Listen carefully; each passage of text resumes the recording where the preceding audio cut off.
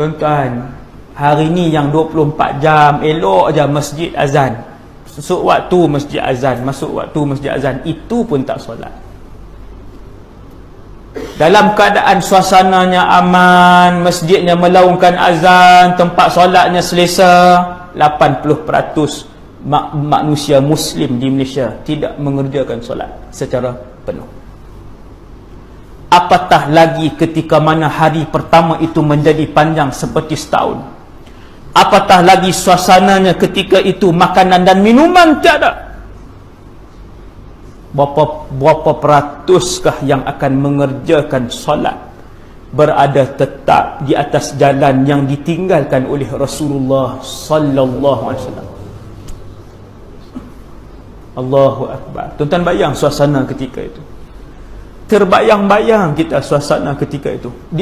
Tuan-tuan, bila siang jadi panjang apa semua ni, jadi cuaca tak menentu, masyarakat jadi macam mana? Kali pertama bangsa manusia akan melihat perbezaan itu dalam kehidupan mereka. Untuk kali pertama. Kita kalau tak ada elektrik, seminggu lah tak ada elektrik. Dah penuh dah di tepi jalan, di tengah padang, di kedai, depan pejabat menteri besar, di penuh. Seminggu tak ada elektrik, 2 minggu tak ada elektrik, baru tak ada elektrik. Maka tuan-tuan, Nabi beritahu yang boleh selamat, satu-satunya yang boleh menyelamatkan kita ketika itu hanyalah iman sahaja, untuk lulus setiap ujian besar kemunculan Dajjal ini. Ketika Dajjal berjanji dia akan mengelilingi bumi, tuan-tuan tak payah risau nak sebut nama tempat yang hulu-hulu, tak perlu risau, dia mesti sampai. Cuma Nabi pesan jangan mencari Dajjal. Dengar dia turun satu tempat, jangan ke tempat itu. Orang beriman takkan pergi ke tempat Dajjal datang, kerana orang beriman tidak perlu kepada apa yang dibawa oleh Dajjal. Kata Rasulullah, Dajjal akan membawa kemewahan dunia. Mana daerah dan kampung yang beriman dengannya, akan diarahkan langit ataupun awan untuk menurunkan hujan. Sampai macam tu sekali dia punya sihir Allah bagi kat dia. Hujan tu kan hujan, bukannya hujan kiasan. Hujan. Kering kontang muka bumi, air tak ada. Apabila sampai di satu-satu kampung, sampai di satu-satu bandar, di hadapan manusia yang ramai, dengan membawa jumlah makanan yang begitu banyak, Dajjal akan tanya ucapan pertama dan selamanya. Dia akan sebut, Alastu bi rabbikum?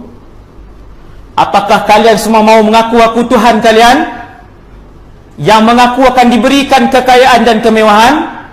Satu kampung mengaku, bala, engkaulah Tuhan kami. Syirik kesemuanya. Habis yang nama Muhammad, yang nama Abdullah, yang nama Aisyah, habis tuan.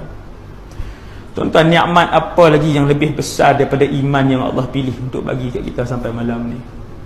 Apa lagi nikmat yang lebih besar? Kalau kita tergolong di kalangan yang syirik, beriman dengan Dajjal tuan-tuan, maka nerakalah selama-lamanya.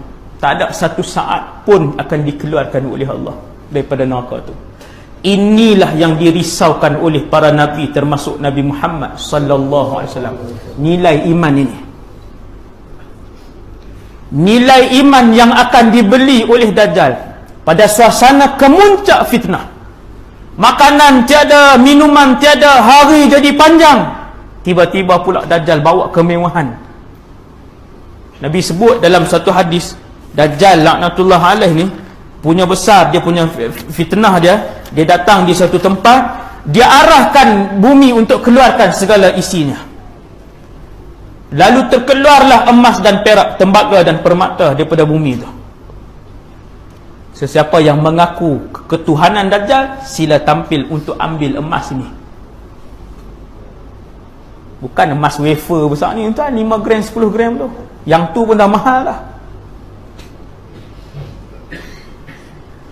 Melimpah-limpah emas, perak, tembaga dan besi dan permata keluar daripada muka bumi. Dia tunjuk je. Yang mengaku aku Tuhan, sila datang ambil. Maka orang pun panggil Tuhan. Ini bukan saya buat contoh, Nabi buat contoh. Ketika itu mereka akan berjalan di samping Dajjal dan memanggilnya Tuhan, kemudian melepasinya. Sedangkan mereka lihat dengan dua mata mereka bahawa dia adalah manusia, betul-betul manusia. Kuatlah dia ada sayap ke, jadi macam Thor ke, jadi Spiderman ke, nampaklah lain juga. Betul-betul manusia, dengan matanya, dengan mulutnya, dengan tangannya, dengan ucapannya, dengan makannya, dengan berjalannya. Tetapi bila manusia lalu tepi dia, yang mengaku ketuhanannya akan panggil dia Tuhan. Tuan-tuan, iman, tuan-tuan, iman. Habislah.